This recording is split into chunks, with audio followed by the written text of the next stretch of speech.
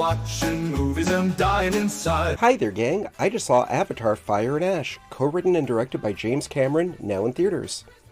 This follows up on both 2009's Avatar and 2022's Avatar: The Way of Water, continuing the story of Sam Worthington's Jake Sully, one-time infiltrator to the Na'vi of Pandora, who found a life, purpose, and family with Zoe Saldana's Neytiri, while running afoul of the military-industrial complex personified by Stephen Lang's Miles Quadrich. That's more or less the plot of each film, just with some variation. As with the other films, Avatar: Fire and Ash is a visually stunning masterpiece, each setting and sequence carefully thought out and executed to be the apex of what is capable of the medium.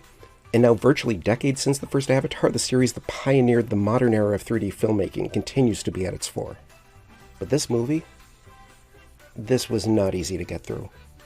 The novelty of the effects and the 3D that carried the first film and helped keep interest up for the long-awaited second film, despite having zero cultural impact besides, wore off for me after about an hour. And this movie is over 3 hours long.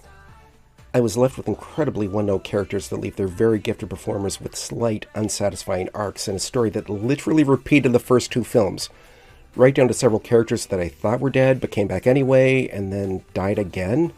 Or maybe not.